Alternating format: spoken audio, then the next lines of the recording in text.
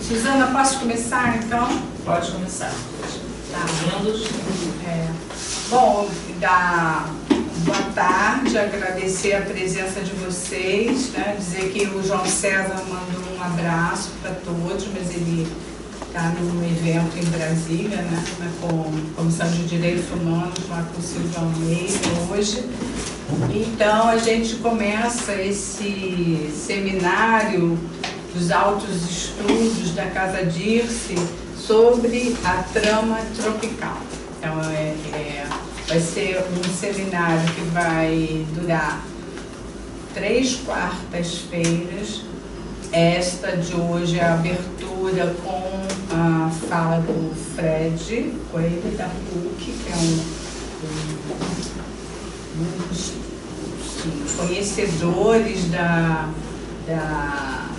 trama tropical de 70, se a gente pode dizer assim, né? E depois a gente tem na próxima quarta-feira o Leonardo Davino, da UERJ, que vai falar sobre fazer a relação da tropicalidade com as funções. E na outra quarta-feira, então o 9, 16 e dia 23, vai ser na Unirio, com a coordenação do Marcelo dos Santos, que é o diretor da Escola de Letras da Unirio, e que vai ser um evento um pouco diferente desses 2 dias, porque a gente vai ter umas performances na tenda da Unirio, né? No jardim, uma coisa bucólica, brutalidade jardim. Bucólica. E depois a gente vai subir para uma sala de audiovisual para fazer uma entrevista com o André. Então são 3 dias desse seminário sobre a trama tropical. Eu queria pegar carona, na verdade, no seminário sobre o livro e dizer que também é uma retirada minha do grupo de pesquisa Bioescritas, né? Fico absolutamente orgulhosa desse grupo, acho que foi um grupo que funcionou muito bem e que me trouxe muitas alegrias. A gente fez muita coisa, né? Não dá nem para pensar. E como eu me aposentei agora da UERJ, eu não sei se o grupo vai continuar, alguém teria que assumir a coordenação, mas eu estou me retirando.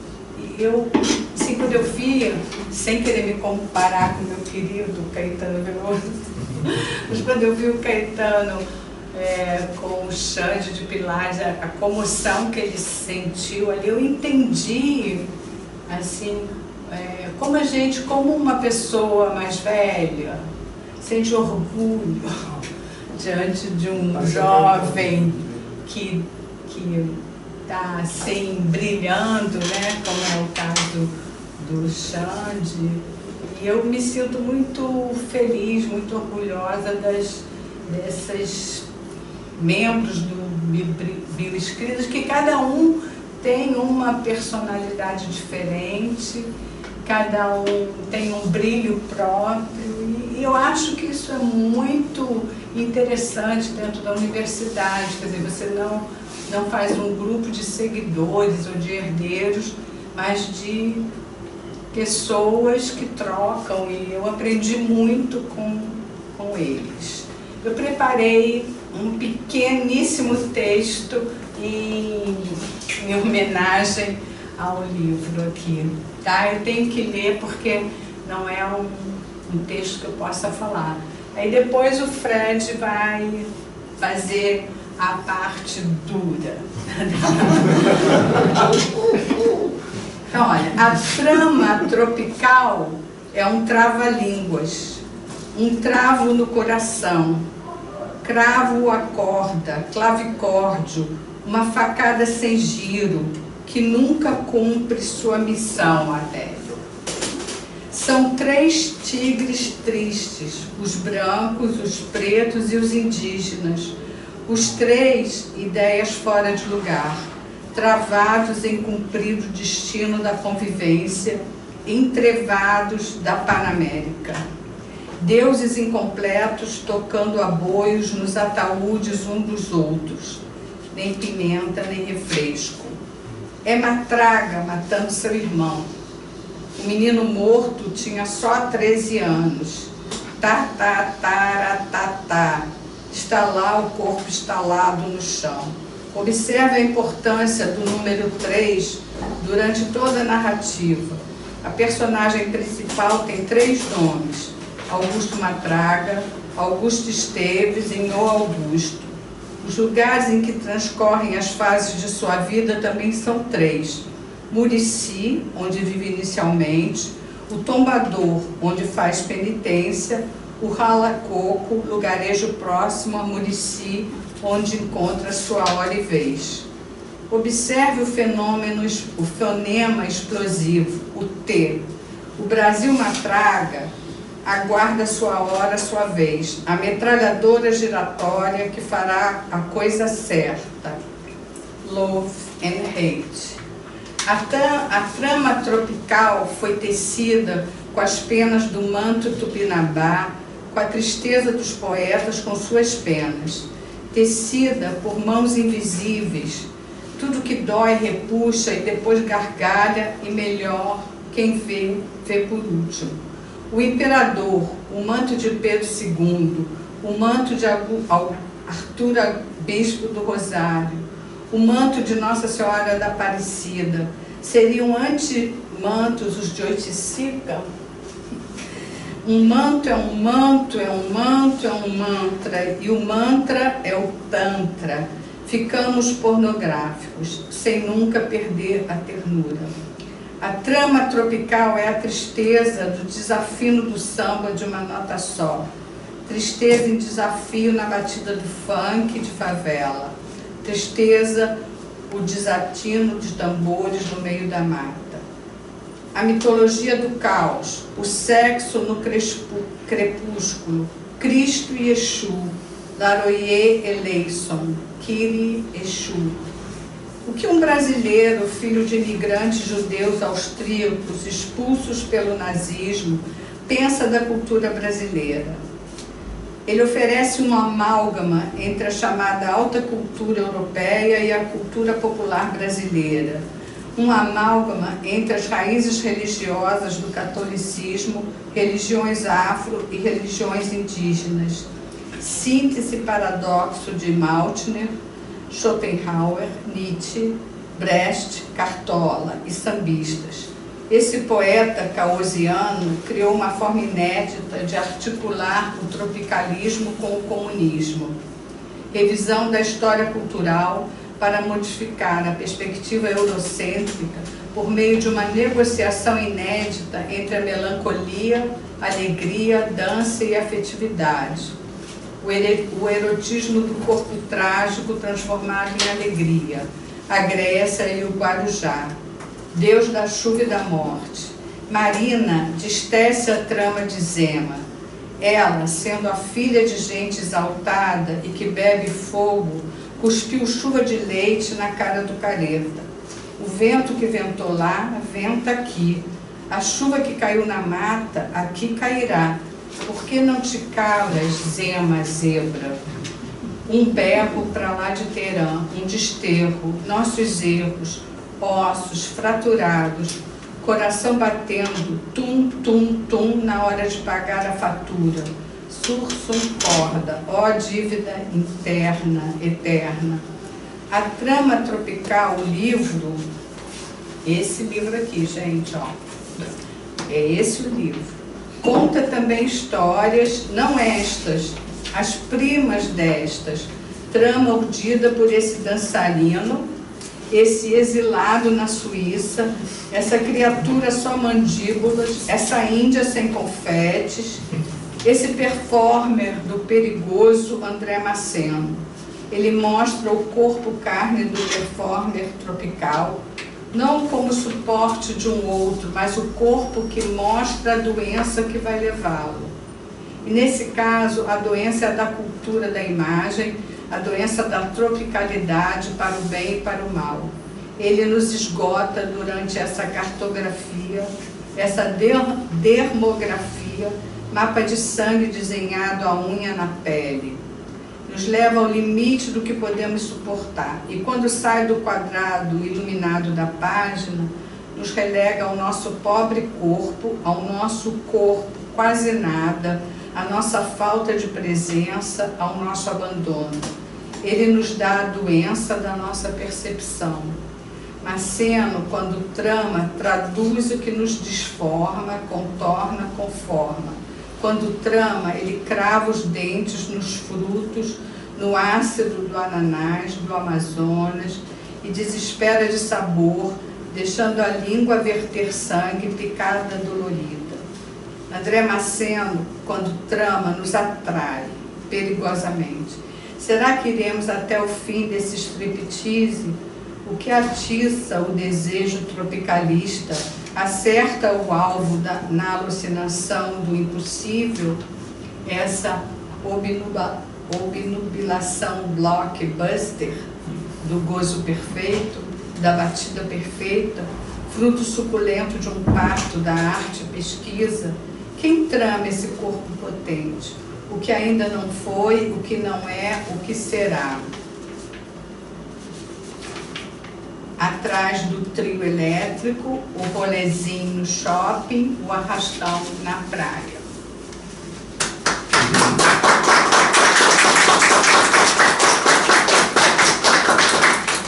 Acredito que seja o meu, vamos dizer, canto do cisne. Parece. Então eu vou deixar agora o Fred. Depois dessa fala dela, né, vai ser realmente uma responsabilidade. Fred é um professor queridíssimo da PUC do Rio de Janeiro, uma pessoa com quem eu já troco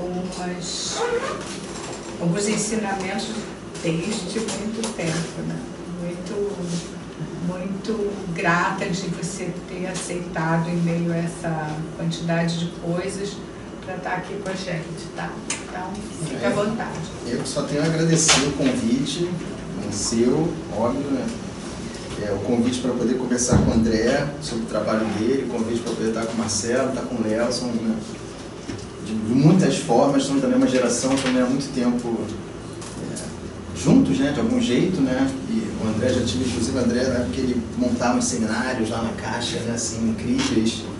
E me convidou a primeira vez para a gente conversar, a Ana, que, né, é uma referência para mim, obviamente. E quando ela me convidou, o André já tinha me mandado, acho que ano passado, né, que você mandou um PDF, né? Sim. E que hoje vai ser quase uma resposta que eu não dei de forma atento, né? No meio do processo todo que a gente passa de trabalho, a gente recebe às vezes um livro inteiro assim no PDF, você passa e fala, ferrou, né? Assim, tipo, quero ler, né? E queria já avisar que isso aqui é uma fala, obviamente, crítico-afetiva, né? Porque não é uma leitura de jeito nenhum, né? Isso não é um seminário, um lugar para eu fazer algum tipo de comentário crítico, né? Julgando ou pensando, é mais realmente uma relação que eu criei com o livro do André, da leitura, de uma resposta quase que imediata às coisas que ele escreve, que é um trabalho de fôlego, né? Um trabalho que, ao mesmo tempo, que articula uma erudição absurda, né, de pesquisador, e vou falar por que disso, né, também é um trabalho que se abre, né, o próprio tema sugere para ele também, isso que é o mais legal, né, se abre para uma visada inventiva sobre como pensar um assunto que para mim é muito caro nos meus estudos há muito tempo, e que não é contra a cultura, mas o Brasil, né, pensar o Brasil por esse viés que geralmente, como você fala em alguns momentos, em vários momentos do seu trabalho, né, quem trabalha nos anos 60, 70, 50, questão da contracultura, geralmente parece que a gente não está pensando, né, a questão nacional, pensando, ou se inserindo nessa tradição, né, dos pensadores sobre o Brasil, mas eu acho o contrário, né, acho que como você mostra brilhantemente no seu livro, pensar a partir da contracultura ou das práticas contra a cultura brasileira, uma ideia de cultura brasileira, é também se inserir nessas referências que todos nós temos, né, de escritores, críticos literários que pensaram também a questão do Brasil através das práticas, né, estéticas e principalmente literárias, obviamente, mas com as suas várias possibilidades também. Aí eu queria começar uma coisa que eu fiquei pensando direto, assim, quando eu estava lendo, brincando, obviamente, mas não é uma brincadeira 100%, que é A Trama Tropical. É um livro que quando eu terminei de ler, eu falei, eu queria ter escrito esse livro. Esse livro é fantástico, porque é assombrosa, assim, e isso eu falo de um lugar meu, de bar seu, né, assim, a conjunção mesmo dos interesses, né, assim, a descoberta de temas que... Isso é muito legal do nosso trabalho, né? Às vezes a gente não tem esses momentos de troca, né? Eu quebrei o óculos ontem, tá, gente? Isso não é uma inovação estética, não. Eu quebrei ontem, meu amor. Eu nem tenho de pedir uma armação. Mas essa coisa fantástica da nossa área, né? Que a gente às vezes está trabalhando cada um no seu espaço, né? Se encontra em seminários que a gente tem, tipo, abrir livre, né? 15 minutos para falar alguma coisa, depois uma mesa aqui, uma mesa acolá. E de repente a gente se vê pensando coisas muito próximas, né? Não de forma próxima, pensando temas, né? E porque eu fiquei muito impressionado do livro, que para mim foi, né, arrebatador, para quem ainda não teve prazer, né? O livro ele tem diversos assuntos, mas ele basicamente se estrutura, né, em 3 grandes eixos, né? Grandes autorias, digamos assim, né? Uma para pensar o século XIX, né, através da figura do Sosandres, mas isso é só, né, uma porta de entrada também para pensar todo um contexto. O segundo grande eixo é também uma obra do século XIX, que eu sou completamente fascinado. E no primeiro capítulo que me impressionou muito é que, fazendo pesquisa sobre cursos que eu estou dando sobre o Brasil, pensando questões que eu talvez até fale um pouco aqui sobre como pensar o Brasil a partir da contracultura, um dia eu dei de cara com esse famoso, que está no primeiro capítulo do livro, né, o catálogo da exposição mundial da Filadélfia, né, dos Estados Unidos, de 1876, em que o Brasil manda uma missão, constrói um espaço, né, uma coisa incrível, que o André detalha aqui de forma primorosa. E eu estava buscando na época documentos, né, do Brasil que pudesse justamente ver como se construía, né, uma imagem de Brasil, uma ideia de Brasil. E esse catálogo é fascinante, depois que você passa toda aquela parte das descrições dos minérios, dos vegetais, dos rios, de tudo. Quando você entra nas partes que ele tem que falar da população indígena, né, da população escravizada, é uma visão assim, enfim, né, são documentos que a gente vai encontrando, que são às vezes laterais para se pensar essas coisas, mas quando eu comecei a ler eu falei, caraca, incrível, né? O segundo grande eixo que eu acho fantástico, eu vou falar daqui a pouco de cada um de forma um pouco mais detida, né? É o trabalho crítico do Araripe Júnior, que eu também, óbvio, que pela questão do tropicalismo, a gente vai sendo, né, tem contato com o livro do Roberto Ventura, o estilo tropical, aí você fala, pô, peraí, Araripe Júnior, esse cara aqui, aí um dia eu também li um texto do Alexandre Nodari, e falei, caraca, quando você vai... malucos como nós, assim, eu sou assim, pelo menos, eu fiz história na FRJ, minha formação é de história, então minha relação com os sebos ali ao redor do Lago de São Francisco é muito intensa. Todo começo do ano eu falo, vou dar uma visitada lá, né? E volta e nesses livros a gente encontra, né, as obras completas do Araripe Júnior, né, esses textos que antigamente eram baratos, agora são caros, né? Mas enfim, fenômeno de estante virtual. Mas enfim, também muito impressionado, né, do jeito que o Araripe Júnior entrou, né, organicamente. E o terceiro eixo, o terceiro autor, digamos assim, né, o terceiro trabalho, né, é o trabalho do Zé Gripino de Paula com Panamérica, que também é um caminho que, quando a gente lê os estudos sobre contracultura, tropicalismo no Brasil, ele volta e meia, é um pé de página, ele é um parágrafo, e você faz assim, você lê todo o período, né, da contracultura a partir do Panamérica. Uma análise também assim impressionante, de um mergulho num texto que não é nada simples de se ler, nada simples também de conseguir fazer as articulações que você fez. Esses 3 autores, obras, tempos, né, tem um intermezzo, chama-se no livro, um intermezzo, que é quando ele faz um diálogo, digamos assim, né, entre a Tropicália da Leipzica e a perspectiva do Buller Marx para os jardins ali do aterro do Flamengo ao redor do Man. Então, enfim, essa estrutura do livro. Então, quando eu comecei a ler, eu ia lendo. Eu parei no primeiro momento, quando você mandou na época, eu falei, cara, isso aqui não dá para dar uma olhada não. Assim, uma leitura realmente. E agora que teve a oportunidade, né, da gente vir aqui conversar, eu fiz essa leitura direto, assim, além de ser não é uma banca, faz aquele comentário. Muito bem escrito, né? Um livro impressionantemente fluido, assim, na leitura, né? E a quantidade de informação impressionante. Então, quando eu terminei de ler, eu falei, cara, que trabalho, assim. Então, antes de tudo que eu vou falar aqui, te dando parabéns pelo trabalho. Você foi orientador ou não? Não, foi o Anderman. Parabéns à orientação também. Trabalho fantástico. Então eu queria abrir falando sobre isso, né, sobre esse impacto do livro em mim, por isso que eu falei que essa é uma fala crítico-afetiva, né? Também já queria colocar a felicidade do título, né? Porque a ideia da trama não é só, né, um tema, mas é também, eu leio assim, um método seu de trabalho, né, uma saída para uma armadilha historicista sobre esse tema. Isso quer dizer, né, que a trama, como o próprio nome diz, até, né, eu vou até ler aqui, eu vou fazer isso várias vezes, eu vou ler um trecho aqui do que ele fala isso, né? Onde ele fala, estaremos, portanto, diante do que nomeamos como trama tropical. Isso é um cruzamento agregador de discursividade de diversas procedências histórico-culturais em torno da delimitação e da interpretação do espaço dos trópicos e das manifestações sociopolíticas e artísticos culturais de seus habitantes. O entendimento crítico dos desdobramentos e das atualizações de alguns aspectos da trama tropical será o cerne desse livro. Então a ideia de trama aqui, literalmente, né, com a própria imagem, né, de um tecido, né, de um algo que está sendo tramado, o que permite a ele fazer leituras, digamos assim, tanto diacrônicas quanto sincrônicas, né? No capítulo sobre Panamérica ele pode voltar no Araripe Júnior, no capítulo, né, sobre o Araripe Júnior ele pode já ir direto, fazer um salto, né, também para leituras e para temas, né, posteriores a isso. Então minha fala também é uma fala de quem se embrenhou nessa trama, né, de quem se entramou mesmo na leitura do seu trabalho.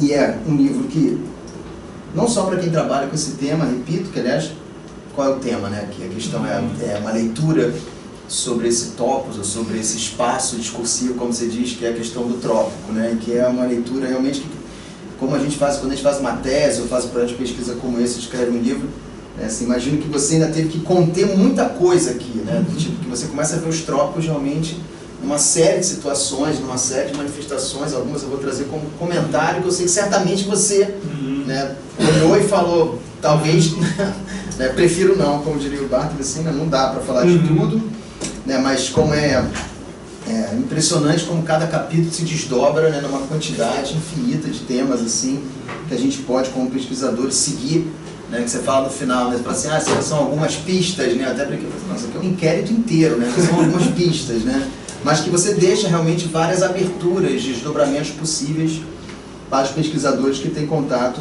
com o seu trabalho, né. Também pensei muito, né, nessa ideia da contracultura, né, o contra entre parênteses, que também é uma similaridade, de novo um encontro nosso, assim, porque chega uma hora, como você mostra no livro também, né, de quem trabalha com isso há algum tempo, que o próprio vocábulo, né, a própria ideia de contracultura, como a gente recebeu, ela meio que não dá conta disso que a gente estuda no Brasil. Como você mostra, né, a contracultura, esse termo importado, entre aspas, né, o circulando por aqui, que sim se adequa, né, a um certo tipo de comportamento, né, de uma juventude, etc e tal, nas roupas, nos hábitos, né, na questão musical, na questão das drogas, da sexualidade, mas ao mesmo tempo a geração de artistas intelectuais que foi vinculada à contracultura, ela tem contradiscursos sobre a própria ideia de contracultura, né, que chega até nós, o que eu passei de alguma forma, depois de um tempo de pesquisa, a começar a grafar, né, contra a cultura, né, você botou entre parênteses, que também acho ótimo, e depois até cheguei numa leitura de um texto. Então assim, eu estou fazendo só o seguinte, eu estou comentando as minhas coisas a partir das coisas dele, porque é um diálogo, né, que eu acho que é importante, assim, né, como que o livro dele confirma e abre novas situações sobre isso, né? Como é que a gente vai pensar essas contranarrativas, né, sobre o consenso de uma cultura brasileira, né, como parte do Ocidente iluminista, com todas as nossas situações reflexivas sobre o tema da periferia, do subdesenvolvimento. E, repito, né, poucas vezes as pessoas se aproximam dessa geração da contracultura brasileira como pensadores desses temas, né? Parece que eles são repetidores de temas internacionais, ou que eles são, né, o termo que o nosso grande guia e amigo e autor, né, que a gente todos aqui certamente gostam de ler, né, que é o Silvano Santiago, né, cunhou como desbunde, que o Léo usa nos trabalhos dele também, né, que acaba de alguma forma os próprios participantes daquele período se insurgindo contra essa leitura, né, que se faz da ideia de contracultura sobre eles, né.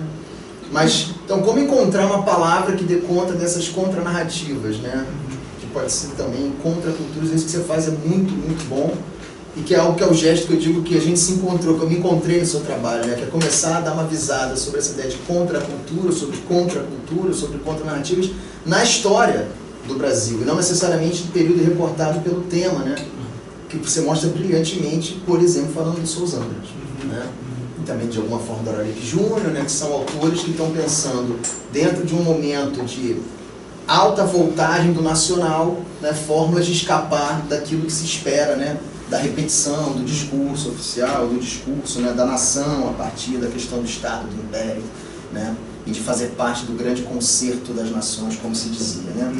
Então, seu trabalho que traz, né, escritas e imagens contra a cultura, né, o Souza Andrade cultural, e aqui eu lembro, né, que essa imagem que está aqui passando do Souza Andrade, né, e você cita a presença, né, incontornável do Souza Andrade via a leitura dos Irmãos Campos, do Hertz, do Luiz Costa Lima, né, do livro que é lançado em 64, a revisão de Souza Andrade, como isso impacta a leitura da geração de artistas e intelectuais ligados à chamada contracultura brasileira, justamente pela ligação deles com, né, o pai Delma e a participação efetiva dos Irmãos Campos, do Décio Pignatário, nas publicações da época.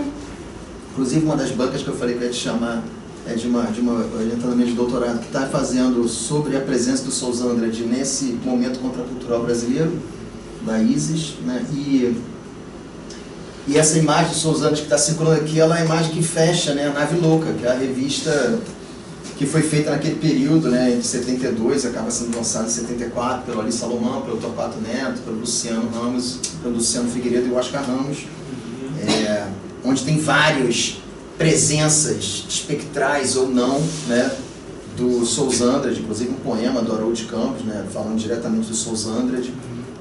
Então é impressionante isso, né, como é que esse escritor, né, outsider de alguma forma, por desejo próprio, por condições do campo literário da época, né, e que existiu na época, tinha presença, né, não era um cara também assim, não era como a Maria Firmina dos Reis, que hoje em dia reaparece no lugar que realmente durante décadas, né, ninguém comentou, mas como esse escritor, ele tem impacto, ele tem presença nessa geração, né, e eu acho isso fantástico, porque é meio que a comprovação do seu método, né, isso é uma trama mesmo, assim, a passagem de um escritor do século XIX, como esse, que não entrou no cânone, numa releitura também de um grupo de intelectuais que precisava construir, né, um espaço, mas em 64 que eles estavam, né, falando dos Irmãos Campos, do grupo concreto, né, como em 64 eles estavam, digamos assim, na defensiva, né, depois do grande momento, né, do concretismo, do movimento concreto no final dos anos 50, esse autor que eles vão, os autores que eles vão começando a trazer, né, para esse pai Delma, agora com uma visão brasileira, né, onde eles passam a incorporar o Oswald, passam a incorporar, né, um certo Cabral, um certo Drummond, né, onde o Haroldo de Campos escreve depois sobre Macunaíma, enfim, né, a questão do barroco, tudo isso está funcionando aí junto. E como que essa geração consegue articular, né, principalmente o Hélio de Sica, né, que se interessa, como você mostra no livro. Bom, mas a gente pode falar mais disso depois, né, eu vou ficar... E numa dessas tentativas minhas de encontrar um caminho para dar conta na linguagem, na literatura, desses tipos de escritas, né, digamos assim, que escapam, né, do cânone e que se colocam numa prática contra, né, a cultura, eu encontrei um termo que eu venho trabalhando com isso há um tempo, assim, não sei se você conhece, eu encontrei um termo do Paulo Leminski, nesse livro aqui, Ensaios e Anseios Crípticos, que são um livro de ensaios dele, né, publicado em 88, 89, se não me engano, a primeira versão, em que ele tem um texto chamado Forma e Poder, e que nesse texto, eu lendo, basicamente, né, é um texto em que ele se insurge contra, né, o que ele chamava do excesso de naturalismo na literatura brasileira daquela época, que eram os relatos de exilados e de torturados, né, que eram escritos numa linguagem basicamente jornalística, na visão do Leminski, e ele dizendo que o jornalismo, né, E logo o naturalismo, né, é a linguagem do poder, da repetição, né, digamos assim, da norma, como ele diz, né? E aí, num certo momento, ele reivindica, né, que né, um tipo de escrita, digamos assim, que desse conta, né, daquilo que ele chama dos fudidos, sugados e pisados, né, da realidade social brasileira. E ele saca, né, um termo, que foi o termo que eu comecei a usar, que ele fala assim: violação, ruptura, contradição, infratura. Né? A poesia diz: eu acuso e denuncio a estrutura do poder emblematizada na normalidade da linguagem.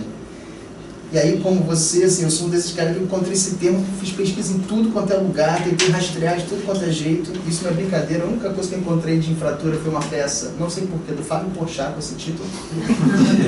Esse é um mistério que eu nunca conheço, Fábio Porchat, para poder perguntá-lo de onde veio isso. Mas passei né, aí comecei a fazer uma série de operações com esse nome, como se fosse um operador possível, né, para pensar essas escritas dessa geração, né, que acabam de alguma forma quebrando, rompendo, né, ou reinventando, como um Panamérica.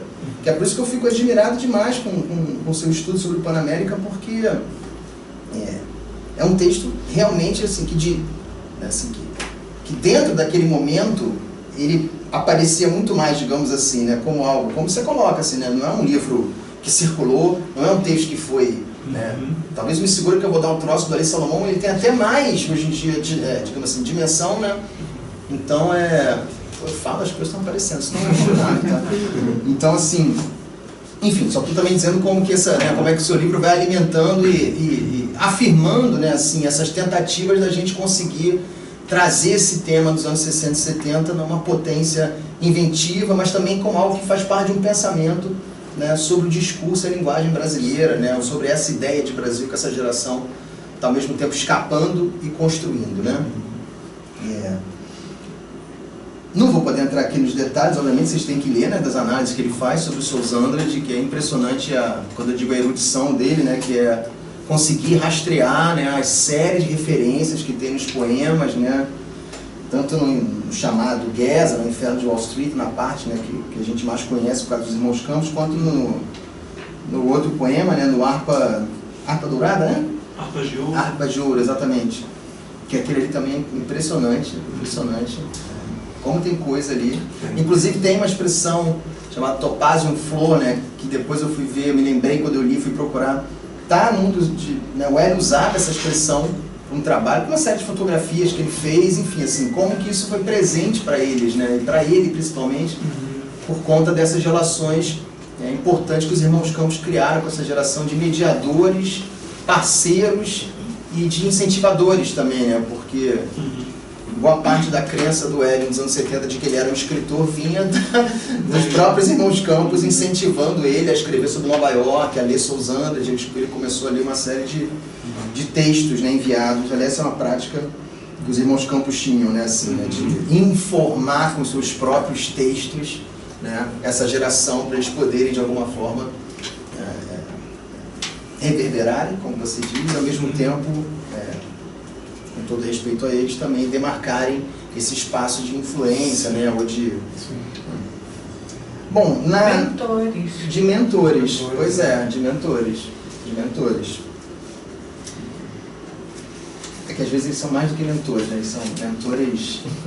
Eu gosto de me lembrar daquele trecho da entrevista do Augusto de Campos com o Caetano, ainda é abril de 68, o Caetano ainda está começando, março ou abril de 68, eles estão começando a estourar, né? Assim, já tinham estourado por causa dos festivais, mas estavam começando ali a pensar, a circular, é onde o Caetano fala no final dessa entrevista, né? O Augusto de Campos pergunta o que é o tropicalismo, uma moda, um movimento, ele fala, ambos, né? Tô a fim de estampar isso na camiseta e sair andando por aí.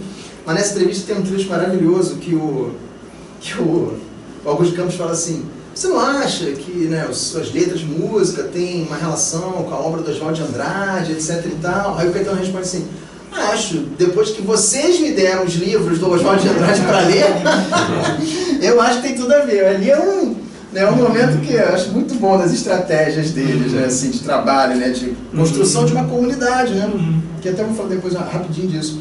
Bom, juro que eu não vou ficar falando horas não, gente, eu sou muito prolixo. Na parte do Araripe eu acho fantástico, acho que realmente o Araripe Júnior é realmente um crítico que precisa ser não retomado, cada um faz o que quiser com as suas leituras, etc. Mas assim, é assombrosa a atualidade, de alguma forma, né? Não sei nem se é atualidade a palavra, mas quando você vai ler o Araripe, os textos, né? E você traz aqui uma série deles, como que tem situações ali que você fica meio chocado de assim, como é que isso ficou relegado a um lugar menor, né? A gente sabe, por conta das políticas, né, das forças do campo crítico literário brasileiro, a gente sabe porque esses escritores ficaram no lugar menor. Mas digo assim, é impressionante, né?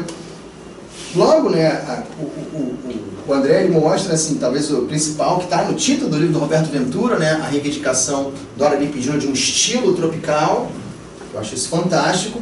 Imediatamente, quando eu leio o Araripe, penso nessa questão, e penso lendo através do seu livro, né, eu lembro de um texto de uma década antes do estilo tropical, uma década e pouquinho antes, para também pensar a literatura brasileira, que é o texto do Machado, conhecido como Instinto de Nacionalidade, né, em que você pensa, né, estilo e instinto, né, assim, e como o texto do Machado é muito distante, digamos assim. Óbvio que o Machado não era um crítico, ele estava ali escrevendo para uma revista ou um jornal, né, em língua inglesa, apresentando notícias da literatura brasileira, mas ali tem coisas assim que você lê hoje em dia e fala, caraca, o Machado basicamente diz: nós, da civilização ocidental, não temos nenhuma relação, né, com o legado, com a herança ou com a permanência de populações indígenas brasileiras, né? Ele corta logo e fala, como motivo poético, beleza, o outro, eles são os povos vencidos, né, etc e tal.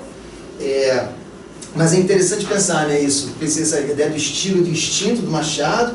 O instinto o Machado chamava do geral desejo de criar uma literatura independente.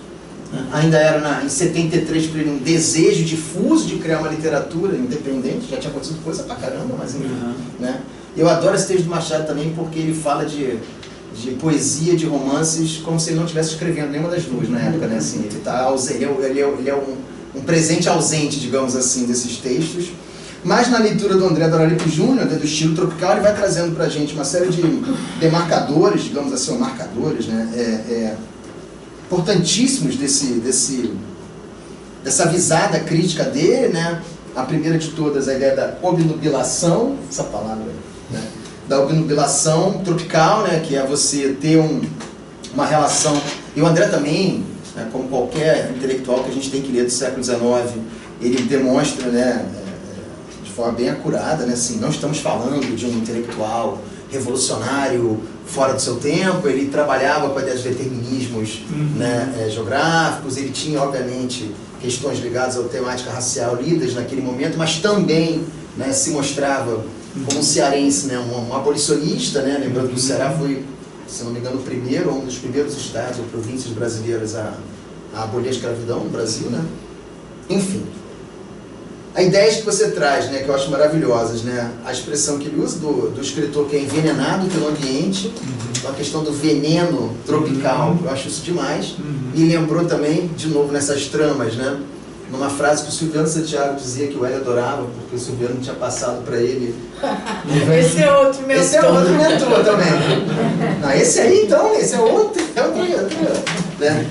Que ele falava que era o verso do Rambo, que era temos fé no veneno, né? Então, liguei essa questão do veneno tropical com o veneno. Enfim, eu fiquei delirando nesse seu livro, tá? Assim, porque realmente, né? Que eu acho lindo do Araripe é Embriagados de Real. Embriagados de Real, né? A questão do envenenado pelo ambiente, a ideia da incorreção como uma característica do escritor, como se fosse uma prática contracultural daquele momento, né? Assumir a incorreção como algo positivo, digamos assim, né? E aí, tem esse livrinho aqui que a Cultura e Barbárie lançou um tempo atrás, do Araripe Júnior, que é o Raul Pompeia, né? O Ateneu e o Romance Psicológico. E aí eu queria só... Eu vou ler só... Primeiro, né, são uma série de artigos que ele escreveu numa revista chamada Novidades, todas durante dezembro de 1888. E ele abre assim, ó. A inteligência desses artigos depende da acomodação que venho a encontrar no espírito do leitor as seguintes proposições. A. Olha isso, gente. 1878. A obra de arte é uma máquina de emoções. B. Há uma perspectiva interior que todo artista procura reproduzir no espírito de outra. C. Essa reprodução não se pode fazer na arte escrita ou falada, senão pela ordem direta do discurso. Daí uma sintaxe super-orgânica, alma de todo livro ou peça literária. D. Os órgãos capitais dessa sintaxe são o acento periodal e a elipse interior. É por meio deles que consegue exercer a sua ação especial e os temperamentos que mais geralmente se dividem em subjetivistas e objetivistas. Aí tem o E, o F e tal.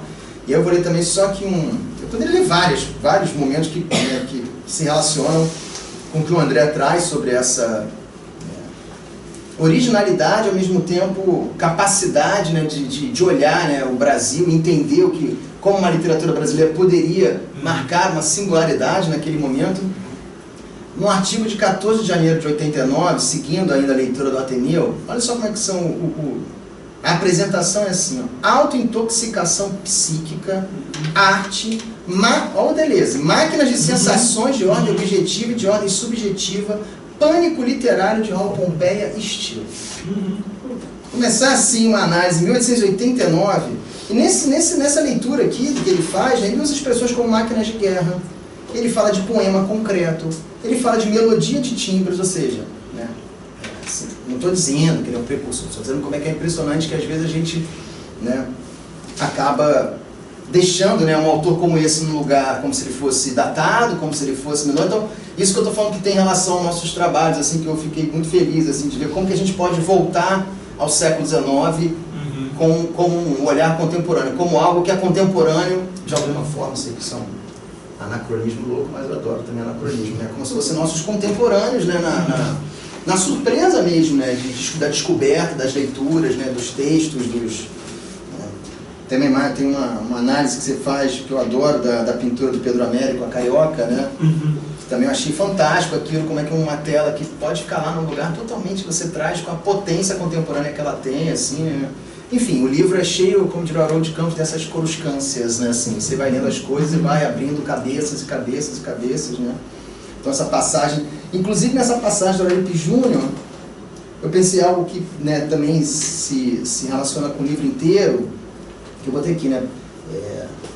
A gente está falando aqui dessa trama tropical durante boa parte dela, até pelo menos dos anos 40, 50, aí o corte cada um faz como quer, dessa ideia do trópico como exuberância, né? Do trópico do Brasil, como, né, essa representação de um espaço edênico, né? Ou o espaço edênico como representação do Brasil, a questão da exuberância, do trópico, da floresta, etc.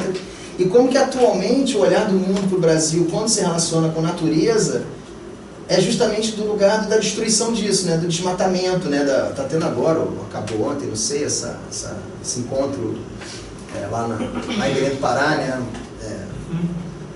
E como que hoje em dia eu fiquei pensando, como é que a gente pode pensar isso agora, né? Qual é a imagem do Brasil lá fora? Ontem eu vi desses posts de Twitter do Macron que dá vontade de, sei lá, dizendo assim, né, que nós não podemos mais destruir a floresta e tal, não sei o que. Tipo, não vou entrar nessa discussão, né, do que já foi destruído, etc e tal, mas o fato é que né, assim, pensei de como que a gente pode hoje em dia, será que a gente ainda mantém o olhar exotizado? Certamente, né, porque uma série de situações ainda produzem esse olhar exotizado, mas a ideia desse trópico exuberante, desse lugar do Éden, será que ele ainda persiste na ligação com a perspectiva de uma floresta sendo destruída, de um país que é exportador de soja, né, de um país que entrou na pauta contemporânea nesse lugar um pouco paradoxal, né? Ainda é o espaço que tem que proteger a maior floresta, né, do mundo, mas ao mesmo tempo é o espaço que produz a destruição disso, enfim, né? Só de novo.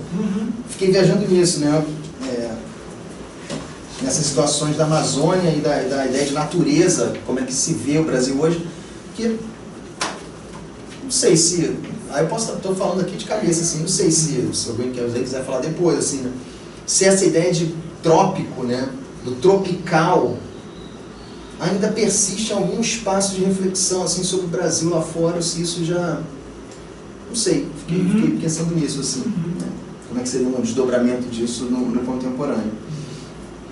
No intermezzo, né, estou acompanhando o livro para a gente, né, no intermezzo, quando você fala da Tropicália do Hélio dos Jardins do Julian Marx, você cria uma expressão maravilhosa para falar da Tropicália do Hélio de Sica, né, que é a ideia de genealogia sem raiz. Achei isso aí também uma saída conceitual assim, muito boa, né, para pensar isso tudo que a gente está falando, né, pensar, né, um Brasil, uma genealogia, uma possibilidade, né, de reflexão crítica atuante sobre o Brasil, sem reivindicar necessariamente, né, uma nacionalidade ligada a uma raiz, a uma pureza, tudo isso obviamente, né, pelo que também está passando aqui, né, a partir da frase que você também coloca muito bem, né, a ideia da pureza é um mito, que é uma das frases de uma frase de um dos penetráveis do Hélio de Sica que compõe, né, a instalação, ou o programa ambiental chamado Tropicália, do Hélio Numan, em 67. Né. E aí, óbvio que nesse capítulo, eu pensei como esse que eu falei que é uma das coisas que eu vou falar, você fala assim, não, eu li, mas assim, não dá, né?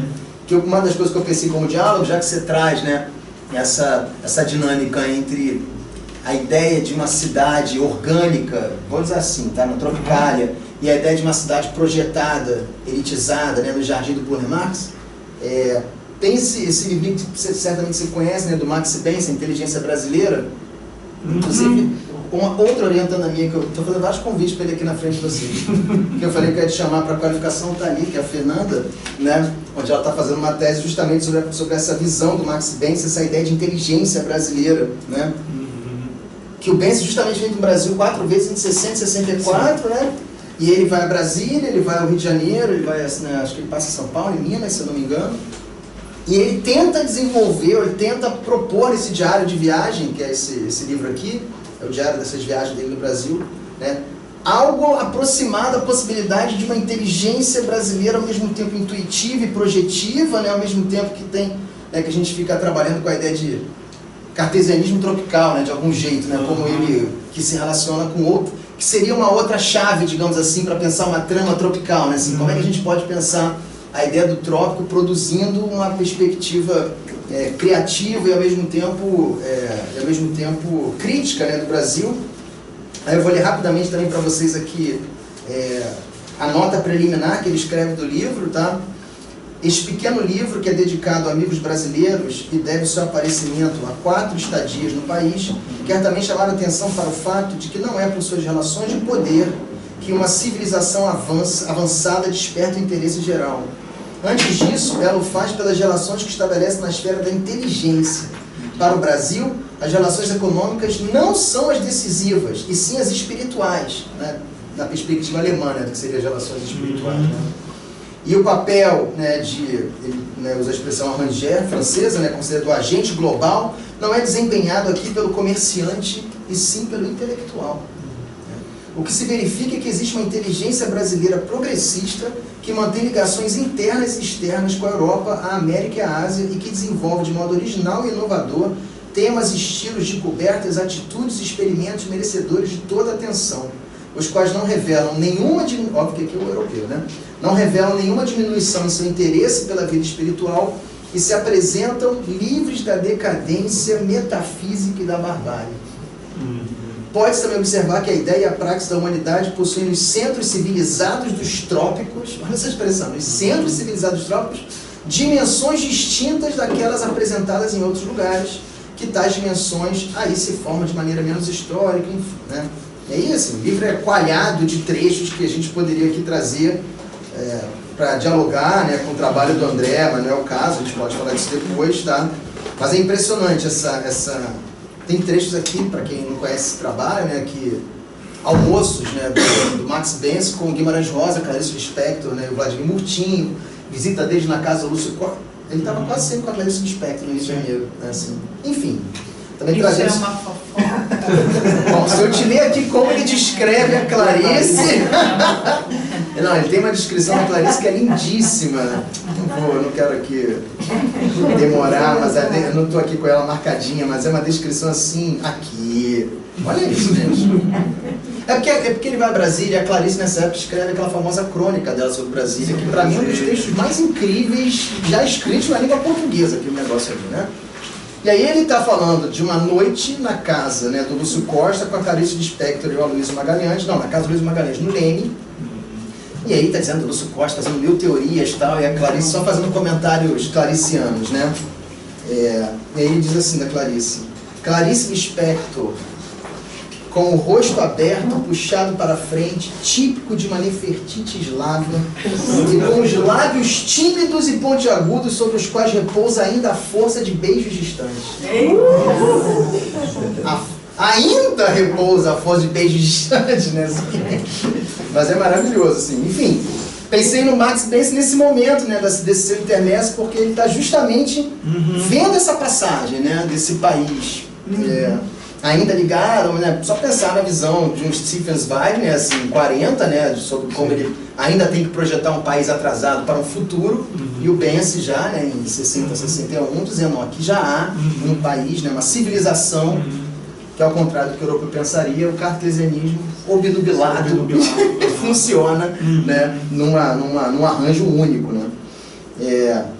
Bom, e aí obviamente, né, chega nos capítulos seguintes, que são todos entremeados ou entramados, sei lá como é que se fala isso, pela sua leitura do Panamérica. Isso realmente eu fiquei muito impressionado, como você conseguiu articular toda a produção, boa parte das produções, dos debates dos anos 60 dentro do Panamérica, né, que é, repito, um livro que você até destaca, né, hoje em dia tem trabalhos, né, dissertações, doutorados, mas até, sei lá, até meados dos anos 2000 era o trabalho da Evelina e acabou, assim, né, um trabalho dedicado, verticalizado sobre o Panamérica, né, com leituras de outra ordem, né, com situações teóricas de outra ordem, de outra época, né, década de 80 e tal.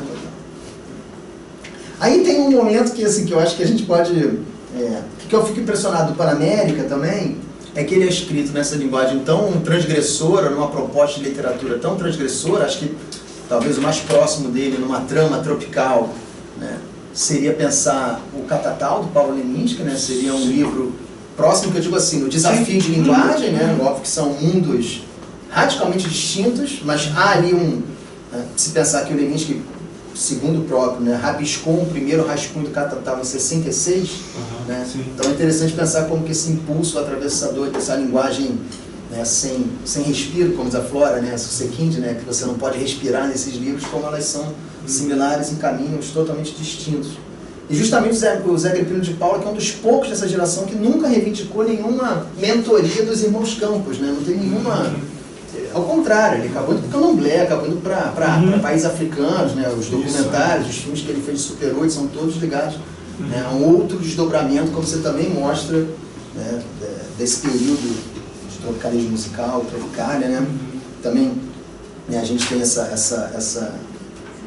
interesse mútuo, essa visão comum, né, de que tropicalismo musical, falar do tropicalismo enquanto um fenômeno musical, da tropicália enquanto um outro estatuto de pensamento, uma outra proposta de se pensar, né? Até porque realmente o Hélio, ao contrário do Caetano, do Gil, do movimento ali, né? Basta a gente lembrar, para quem já viu aquele documentário do Marcelo Machado, chamado Tropicália, né? Que ele começa com o Caetano e o Gil se apresentando, logo quando eles chegam na Europa, se apresentando num programa de TV de Portugal, e o cara pergunta se o tropicalismo existia no Brasil, o Caetano fala, não, eu estou aqui, eu sou... Acabou, né? Meu corpo, minha performance, minha presença a minha dele, né? Vamos dizer assim, né? Era isso, acabou. A gente óbvio que isso está dentro de um contexto de um cara que tinha sido preso, exilado, né?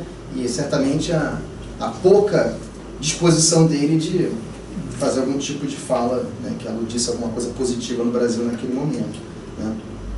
E também é interessante que nesse momento do Panamérica, né, escrito ali entre 67, né, 66, 67, vamos dizer assim, tinha escrito lugar público antes, né, que é esse período também que você fala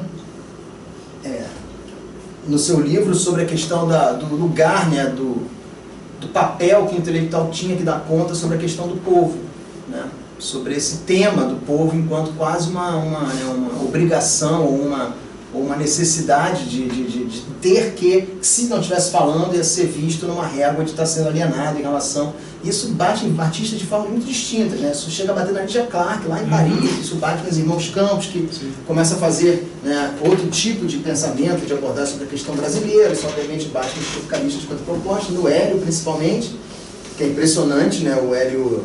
A relação do Hélio com a Mangueira a partir de 64 é justamente no ocaso do CPC da UNE, quando ele é incendiado em 31 de março, né, digamos assim, o primeiro carnaval que o Hélio passa na Mangueira é o carnaval Logo depois, na quarta-feira de cinzas, que tem um golpe, né, o incêndio do CPC da UNE na mesma noite. Enfim, são muitos. Estou falando, você vai lendo e vai abrindo, assim, né, categorias. Esse período entre 64 e 68, que eu chamei num texto tudo brincando com o título do Augusto de Campos, né, que é o Balanço da Fossa, né, que é quando os intelectuais ligados aos anos 50, que realmente acreditaram que seria possível, né, um governo progressista, de esquerda, reformista, etc. e tal, com tudo que aconteceu na América Latina naquele momento, eles um dia acordam e precisam repensar toda a trajetória deles, né, e acho que para isso é muito importante a revista da Civilização Brasileira, que é o lugar que essa geração, que eu estou falando aqui de Celso Furtado, Ferreira Goulart, N. da Silveira, Leandro Conder, Carlos Gerson Coutinho, Florestan Fernandes, né?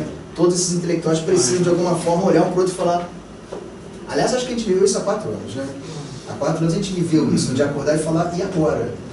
Vai para onde, bicho, sabe assim, né? Como é que você... Enfim, de novo, estou aqui só abrindo, né? A pena que a gente botar só que a única coisa do seu livro que eu li e falei, vou comentar aqui. Não, é que a leitura que se você quiser falar depois, assim, tá, mas a leitura é uma besteira, mas é o termo pós-tropicalismo, né? Que eu acabo de alguma forma trabalhando como algo que marca um excesso, né, de cânone para o tropicalismo, mas você traz uma leitura maneira, que é... acho que não vejo mal nesse termo, porque ele pode ser pensado como uma reverberação daquilo que aconteceu, né?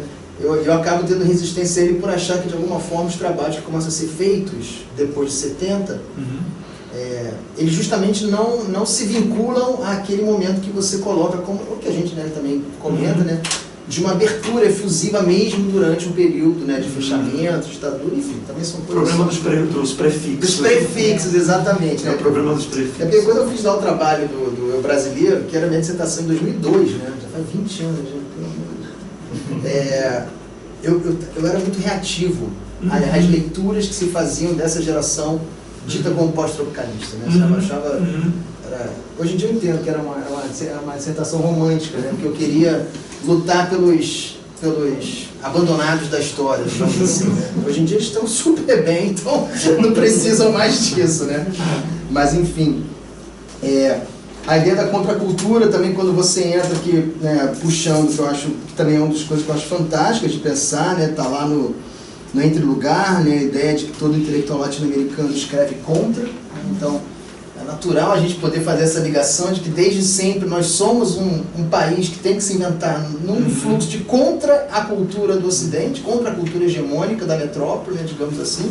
O que me levou a pensar se toda a situação do colonialismo é uma situação contracultural, né, no sentido de você ter que se construir enquanto nação a partir, né, de uma contra-discurso, de novo. Poderia ficar aqui horas falando sobre isso, né? E me lembrei também de uma passagem, outra coisa que é muito boa do seu livro, né? Eu li umas paradas e falo assim, André, mas tem esse negócio, X páginas depois você pimba, você ia lá e falava, garoto, assim, muito bom mesmo, né? Como você conseguiu dar conta de todos esses discursos, né? Mas me lembrou essas passagens já a partir do capítulo 5, 6, né? Do capítulo 4, 5, 6, onde você está no nome do Panamérica. Me lembrou um pouco uma passagem que está no Verdade Tropical, do Caetano, me lembrou direto de uma passagem que está no Verdade Tropical, quando o Caetano fala que boa parte do tropicalismo dele devia ao encontro inusitado, e realmente esse encontro, acho que só no Brasil isso aconteceu, entre o que ele chamou dos hiperracionais e dos irracionalistas, que era, de um lado ele está convivendo com os caras ligados, né, a um pensamento projetivo, construtivo, concreto, e ao mesmo tempo, às vezes no mesmo apartamento está ali o Jorge Maltner, o Ali Salomão, né, o Rogério Duarte, que eles botou ali numa espécie de irracionalismo, digamos assim, né, ou seja, uma crítica contra a ideia de razão, contra uma ideia, que é a ideia de razão, ligada à ideia de ocidente, ligada à ideia de, enfim, tudo isso que a gente conhece aqui, né. Isso me lembrou muito como é que a gente está dando aqui conta, como você está dando conta, e como a gente, né, trabalha com essa geração, que é uma geração realmente que teve... Isso é difícil, às vezes, de sacar, né? Que você sacou brilhantemente. Como dar conta de uma geração que relaciona no mesmo diapasão delírio e rigor, invenção, né? E arquivo, sabe? Assim, coisas que você está o tempo inteiro ali, que tem a ver com essa formação da contracultura mediada por poetas construtivos, entendeu? Assim, ou de uma contracultura em diálogo com poetas construtivos. Se a gente pensar que lá atrás, na época que está aparecendo, né, aí dos debates sobre poesia concreta e arte concreta no suplemento dominical de Jornal do Brasil, é o mesmo período, né, que está acontecendo, ou que está ganhando mundo, o ateliê da Anísia da Silveira, né, e que a ideia da arte e da loucura está circulando, tem exposição no MAN de São Paulo, tem exposição no MAN do Rio, junto com a exposição de arte concreta. Então a gente talvez consiga entender um pouco como é que essa contracultura brasileira deu conta tanto do delírio quanto do rigor, né? Que era algo que, justamente como você mostra, que incomodava muito um cara como Ari Salomão, né? Que dizia que tinha horror à Hippilândia, né? O Hippilândia que ele chamava. Ele tem uma frase horrível hoje em dia, mas que ele escreveu, que ele assim, a única coisa que eu tenho em comum com os policiais do Rio de Janeiro é o horror aos hippies. Né? O Torquato também dizia que não tinha nada a ver com aquilo, Luciano Figueiredo e Oscar Ramos que cunharam uma expressão, ele dizia que os trabalhos deles eram contra o expressionismo psicodélico.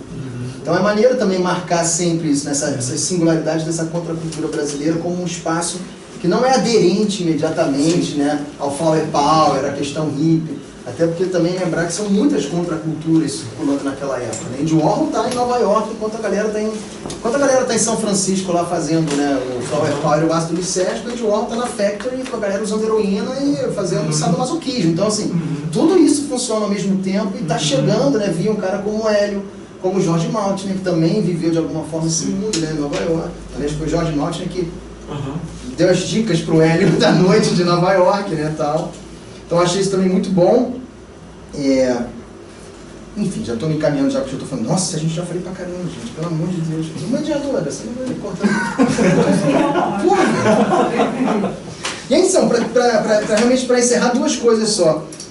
O seu capítulo 5, que eu também achei incrível, e como que a gente, fazendo um trabalho sobre esse tema há um tempo atrás, isso é uma abordagem Foucaultiana que eu vou fazer clássica, assim.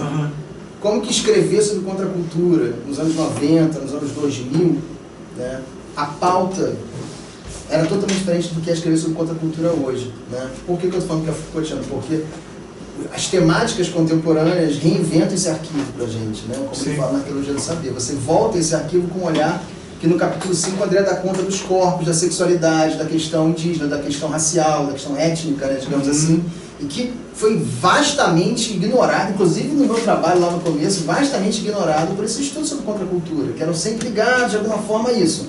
O nacional e o importado, né, estéticas, questões, você podia falar de uma questão do corpo, performativa, mas você traz aí, né, via Agripino de Paulo, de novo, esse capítulo é incrível, cara, incrível. Falando incrível toda hora, mas é verdade, assim.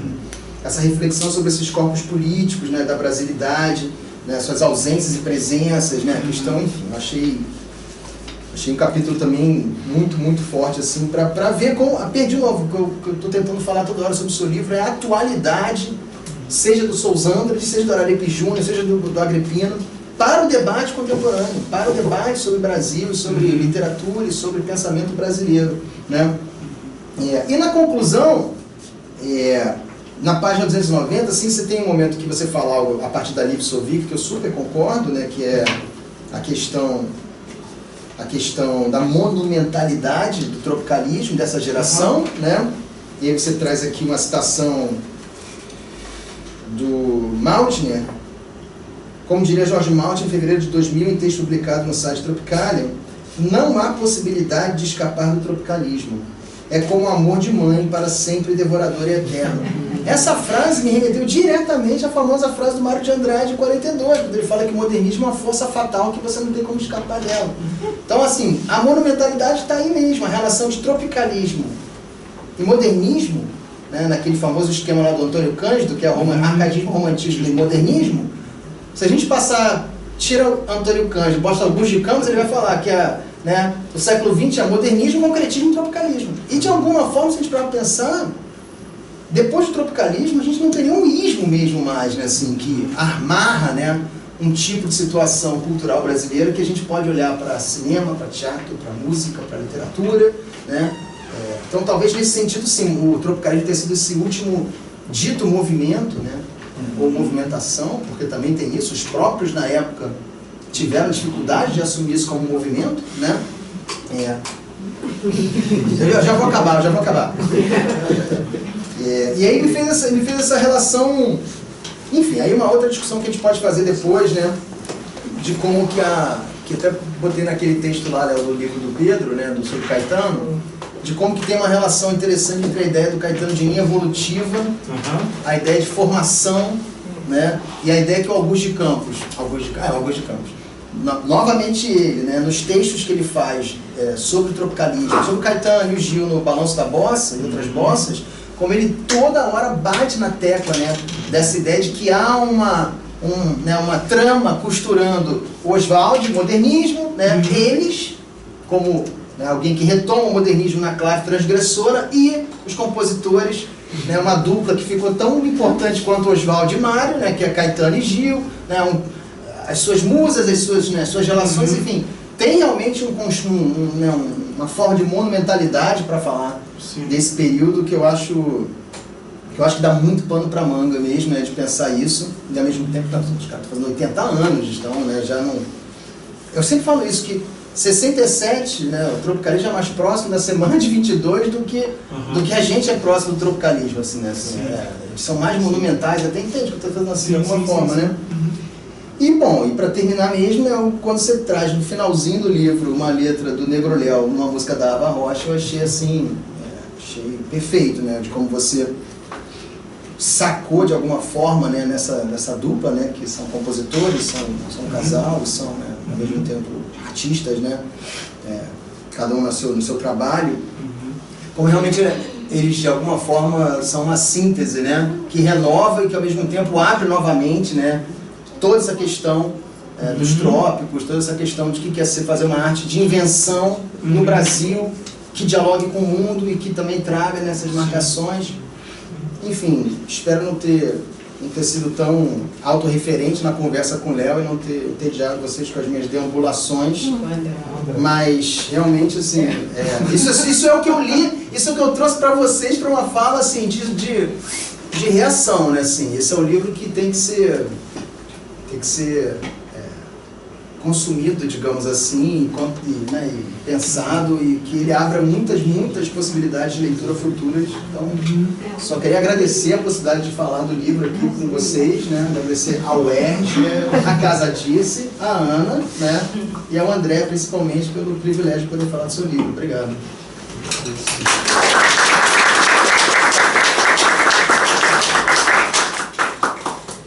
Eu não faço esse papel de mediadora. Fiquei meio embevecida de falar que estava sem relógio, mas é porque estava super interessada nas mil coisas que você falou,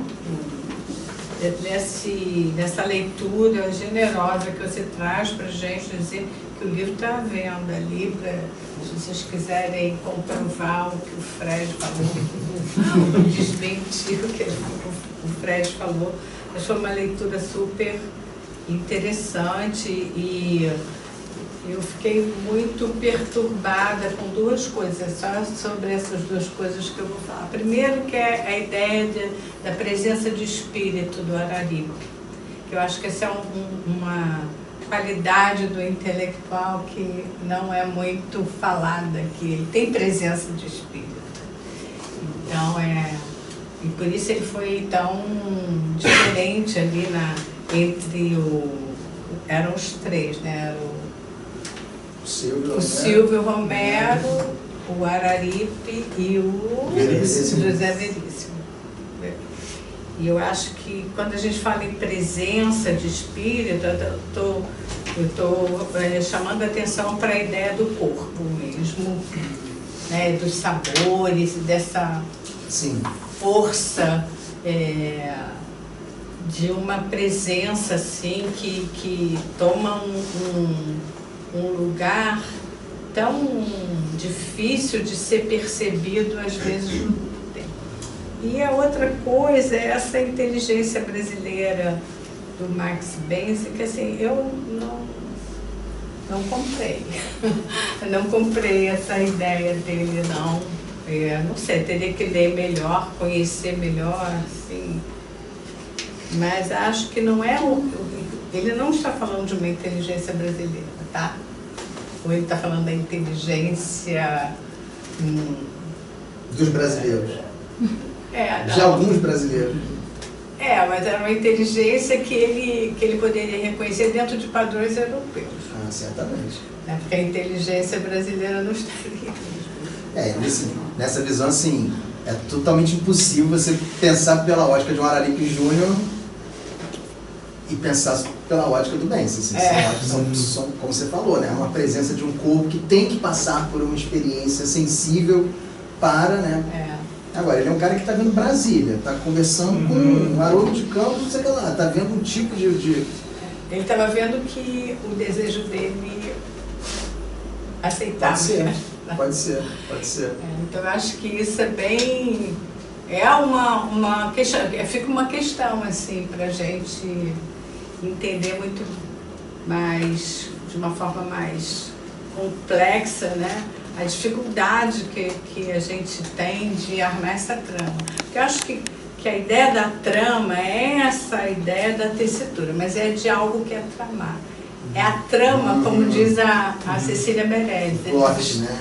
Eles estão tramando, né? Quem trama essa trama, essa é a pergunta, né? Então, eu acho que tem essas pontas assim. Por isso que eu fiquei muito focada nesse trava-língua aí. Mas agradecer muito essa sua leitura aqui. Eu acho que a gente pode abrir para as pessoas perguntarem, né, alguma coisa, para o André pontuar agora as coisas que o Fred trouxe. E eu, assim, falei para o André que eu queria ver ali nesse fluxo de imagens a imagem dele, do corpo dele tramando, que é das performances, e ele se recusou, porque eu não queria que fosse uma egotrip. Eu chamei a atenção, foi para isso, que esse livro não poderia ter sido escrito sem a performance artística, que foi o modo como o corpo do André entendeu essa trama tropical, que foi o confete da Índia, uma criatura só mandíbula, e tem aquele que eu esqueço o nome. Eu já venho acompanhando esse trabalho, eu acho interessantíssimo o modo como o André articula, né, o trabalho artístico dele com o trabalho de pesquisa. Queria falar também do Diego, que está ali, né, porque sim, eu acho que é um ganho para o Bioescritas, a maneira como o Diego sai de um trabalho pensado muito abstratamente, foi sobre a Ana Cristina, para esse trabalho corporal que ele faz hoje com as fotos, que é uma coisa assim que, para mim, é muito encantador ver essa articulação entre o corpo do pesquisador e o pensamento do coreógrafo, do artista. Isso eu acho interessante. Então, eu vou pedir para você conversar agora. Só um adendo para passar para o André, isso tudo que você está falando, é como que o André consegue fazer no livro algo que parece simples pela forma como ele escreve, mas que é muito complicado, eu acho, que é dar conta, nesse assunto que a gente está falando, de componentes performativos desses personagens, né, desses pensadores, né, digamos assim. Como você acabou de falar, o grande Maçonaria, assim, ele consegue pegar algo que era visto como negativo, que era justamente o seu corpo no trópico, e falar, não, essa é a potência que a gente tem para oferecer, né? Essa alucinação é a nossa potência. Porque teve uma hora que você falou do delírio, né? Que eles o Ali recusar o delírio é um pouco... Não, Ali recusava a camada, digamos assim... Flower power. Flower power. Não delírio, né? Porque não, delírio e rigor, que eu falei que esses caras viviam, né? Assim, Então, é isso. Bem, primeiro assim, agradeço, formalmente também, né? Essa questão dessa possibilidade que a disse, conversar com o Fred, sobre a organização da Ana, também Marcelo e Léo também, que vai acompanhar a gente durante esses dias. Assim, para mim é de uma certa maneira, uma honra ter esse seminário em cima dessa pesquisa, né? Inclusive até mesmo como lugar de debate, de abertura mesmo, né? Quando a gente propõe uma coisa, propõe uma pesquisa, ela é um lugar de conversa, né? Ou para você colocar questões complementares, suplementares, concordar ou discordar, ou reiterar determinadas questões, né? Eu acho que a pesquisa, acho que o grande barato da pesquisa, principalmente da pesquisa acadêmica, e isso para mim foi muito importante nesse trabalho, é o espaço da conversa e da leitura. Na verdade, esse livro é uma grande fabulação de como ler. Como ler a nossa história, como ler, de que maneira, se é cruzada, intercruzada, se é delirante ou não é delirante, como é que é fazer a possibilidade de reler e revisitar alguns acontecimentos e algumas passagens que a mim me pareciam caras. E, como o Fred falou, algumas passagens que eram dentro, se a gente for pensar, né, dentro de toda a informação do que a gente tem, de todo o aparato crítico, algumas passagens, alguns momentos e alguns eventos que eles eram praticamente pés de página na nossa construção teórico-crítica, né? Então, fui trabalhar com isso.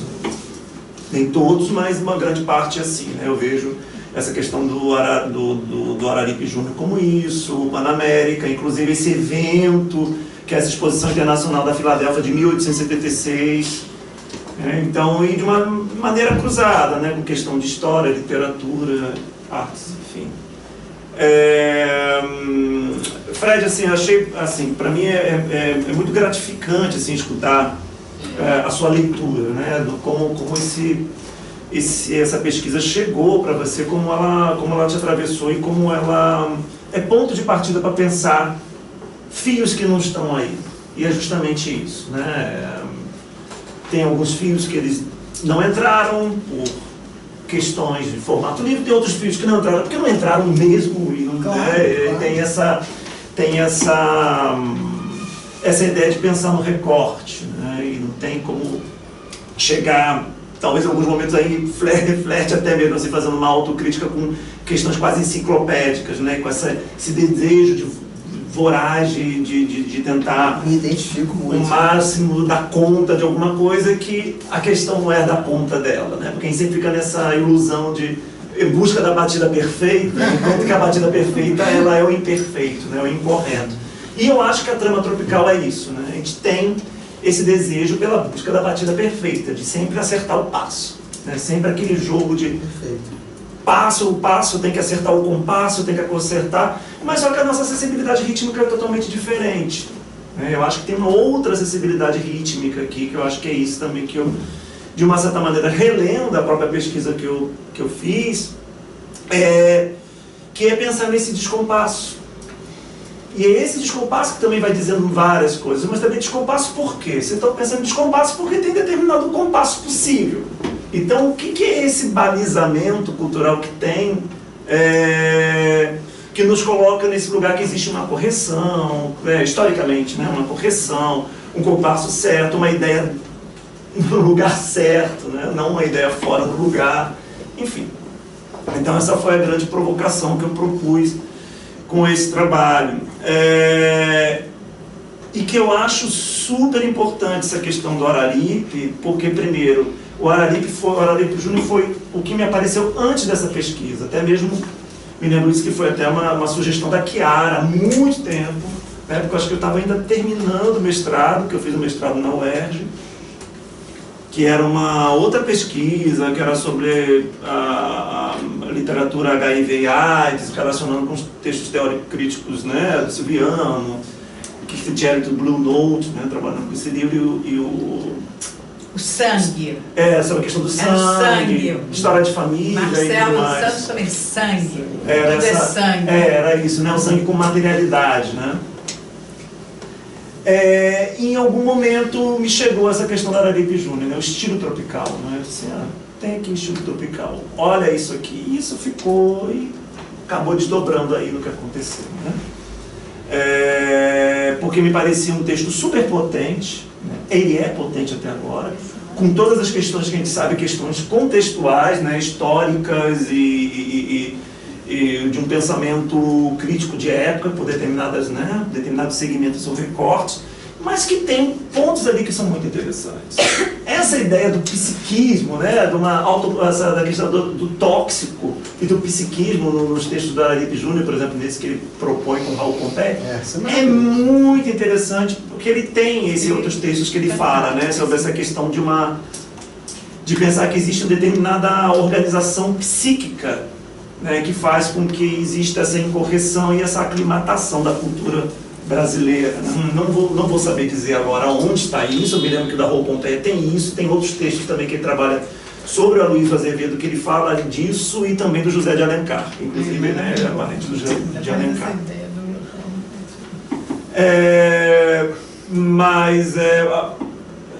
Mas para mim eu acho que é interessante porque essa pesquisa funciona como uma grande provocação mesmo. Vamos retomar esse tema do trópico. O que é isso aqui? É um substantivo adjetivado? É um adjetivo substantivado? Como é que é isso agora nesse momento que eu acho que é um momento de um trópico pós-despótico, né? Onde as imagens... Quais são as imagens, né? Isso também que é importante. Quais são as imagens que circulam? Eu não sei se é pós-despótico, por um certo ponto de vista, porque nos livramos de uma figura despótica, de déspota. Mas eu acho que existe, não sei, eu vejo com muita preocupação o Brasil, porque acho que a gente não superou. Mas aí é o problema dos prefixos. O despotismo. Eu acho que a gente corre um grande risco. Eu acho que tem algo que eu ia até comentar, mas não comentei assim, mas vou colocar agora, que uma das coisas interessantes de pensar, né, de todos esses assuntos que a gente está falando, é como que a moldura disso, o frame disso tudo, a própria ideia de trópico, ainda é uma projeção, mesmo que fosse às vezes contradiscursiva, a uma comunidade nacional. É isso que eu acho. E essa comunidade nacional, ela acabou. Ela acabou. Então, assim, como falar de um comum, o trópico enquanto signo, digamos assim, de algo que fala de um Brasil, se esse comum se espatifou, né? Então, assim, o trópico, será que, pensando aquilo que eu falei mais cedo, será que ainda não é, porque, né, o trópico vai arrastar. O trópico está trôpego. Você é a rainha, né? Poeta em ato, né, você? Pois é, porque como é que isso pode, nesse período todo, com todos os problemas que estavam embutidos nisso, tinha que se dar conta, né, numa perspectiva de trópico, da questão racial, da questão... Tinha que se dar conta, não se dando conta ou se dando conta, né, digamos assim, né? Falando ou não falando, tudo eu falei, de ausência ou presença. E atualmente a gente sabe que se a gente trouxer algum tipo de análise ou pensamento discursivo que fale de um Brasil, não falando ainda o Brasil, falando de um Brasil, isso imediatamente entra em parafuso com as perspectivas, né, singulares, né, de sujeitos, de vozes, que vão falar Brasil de quem? Brasil do seu, Brasil é escravocrata, o Brasil é genocida, o Brasil é... O Brasil ainda é uma esperança de futuro. Futuro? Que futuro? Assim, isso que, para mim, os 4 anos que passaram, sei, espero para sempre, né? Mas não vai ser para sempre, porque o Brasil é um país complexo. Para mim, o grande lance foi esse, né? Foi a parede que se colocou para uma visão de futuro, que alimentou a obra de todas as pessoas de alguma forma. Quando o Caetano fala de uma linha evolutiva, né, assim, você está projetando um futuro. Quando você fala de país futuro, quando você fala de condenado ao moderno, quando você fala de tudo isso, tem futuros comuns projetados. Hoje em dia... É isso que o Fred levantou, a questão do povo, essa ideia do povo e do povo brasileiro está ferida, né, de morte, eu acho. Eu acho. Não sei. O povo já virou uma palavra que está no lugar. Que é o povo. Não, acho que hoje em dia... Meu emprego agora vai ser de humorista. Acho que o lugar que a gente mais vê isso representado, falado, é no Congresso. São os deputados que mais falam essa palavra. Eu sou representante do povo. Assim, a gente sabe que nada mais vazio do que essa galera falando. O resto Qual povo? O povo preto, o povo indígena, o povo queer, o povo, né? Esses povos, né? Que se espalham. Então, assim, acho que esse é o grande desafio contemporâneo de quem estuda, que a gente estuda, digo, todos nós, né? A gente foi formado no pensamento de que a literatura é brasileira, né? De que a música é brasileira, a canção é popular e brasileira. A ideia de formação em si. A ideia de formação que é um grande lance, assim, né? Eu acho que esse é o impasse contemporâneo. Quando a gente vai montar um curso, quando a gente vai dar aula, quando a gente vai fazer uma dissertação, uma tese, a gente às vezes ainda está... E aí cai talvez numa armadilha de sermos uma geração melancólica, né? Por olhar ainda uma ideia de Brasil que nos escapa, né? Digamos assim. Tudo bem, assim, ser melancólico não é tão ruim assim. Mas... Talvez fazer o luto, né? Talvez fazer, por isso que eu falei, o balanço da força, assim. Só que mudou tudo, né? Fazer o luto é importante. Fazer o luto é importante, acho que a gente não... encontrar o tempo para fazer o luto. Mas a questão do pós-distópico, eu volto distópico, na verdade, distópico também, acho que a distopia já existe, né? Mas o pós-distópico é muito pensando dentro de uma narrativa oficial, né? A narrativa do que agora passamos por pós-despótico, né? Assim, como narrativa oficial, sim, mas você pode tirar o rei, mas a lei ela continua. Então, o rei pode ser deposto, mas a lei, né, a lei que foi fomentada, a mentalidade, como isso se embrenhou, né, ou como isso se insurgiu dentro do seio da cultura, das questões sociopolíticas, históricas, etc., elas estão ainda muito fervilhantes, né? Então, que é essa pós-exuberância não, o que tem para além da exuberância, né? Desse discurso da exuberância que a gente sabe que da abundância, né? Isso é um discurso que já está... E que vários lugares que no século XX, até meados do século XX, garantiam ainda o imaginário exótico dessa abundância, a gente vai perdendo, literalmente, o futebol. O futebol é um lugar, hoje em dia, que né, o Brasil não é mais visto no mundo como o espaço da invenção, da espontaneidade. Não é mais. Não é mais. Enfim, talvez no campo da música, a música contemporânea brasileira, ela nunca foi tão globalizada do ponto de vista por conta das técnicas de gravação, dos softwares, né? Eu falo assim, a juventude, ao contrário da juventude daquela época que a contracultura chega num delay, né, um atraso, digamos assim, quando lá já foi tudo pro caramba. Aí que chega aqui, né, idem com os outros movimentos. Sim. Hoje em dia, um jovem carioca, um jovem paulistano, um jovem, né, um jovem de diferentes classes, não só de gente de elite, não. Sim. É muito similar a um jovem de Manhattan, um jovem porque está consumindo Netflix, porque está ouvindo Spotify, porque está... Então, essa radicalidade dessa comunidade, que não é mais uma... Enfim, não sei como colocar isso agora. Mas essa radicalidade dessa isonomia de acesso, digamos assim, né? Também espativa essa ideia de que é uma singularidade, né? Sim. Enfim, estou aqui pensando alto, em processo. Sim, em processo, Por isso que essa pesquisa ela para ali, né? Eu chego até os 70, final de 70 e acaba ali, né? Então, concluí-la, né? Fazer esse gesto, né? Esse ritual do conclusão, de assim, olha, não sei como pensar muito isso dentro do contexto atual, né? Assim, olha, para por aqui, que podemos pensar diante disso. Mas ao mesmo tempo, o livro que a gente está lendo, tudo que a gente está lendo, eu pelo menos não parei de pensar em nenhum momento no contemporâneo, agora. Sim, exato. Isso que é o grande lance.